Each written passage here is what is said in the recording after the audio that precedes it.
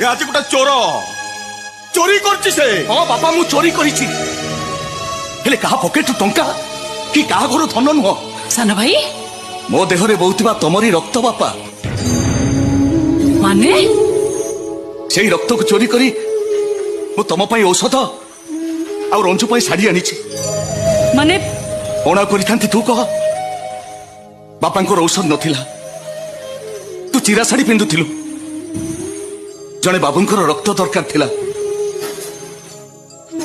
2 ବୋତଲ ରକ୍ତ ଦେଲେ ସେ ମତେ 500 ଟଙ୍କା ଦେବେ ବୋଲି କହିଲେ। ଶୁଣୁଛ ବାପା, ଶୁଣୁଛ ସାନ ଭାଇ ତା ଦେହରୁ ରକ୍ତ ବିକି ଶୁଣୁଛି ଶୁଣୁଛି ରେ ମା, ଶୁଣୁଛି। ବାପା ବାପା ତମେ କାନ୍ଦୁଛ? ନାଇଁ ରେ, ମୁଁ କାନ୍ଦୁନି ରେ, ଗର୍ବରେ ମୋ ଛାତିଟା ଫାଟି ପଡୁଛି।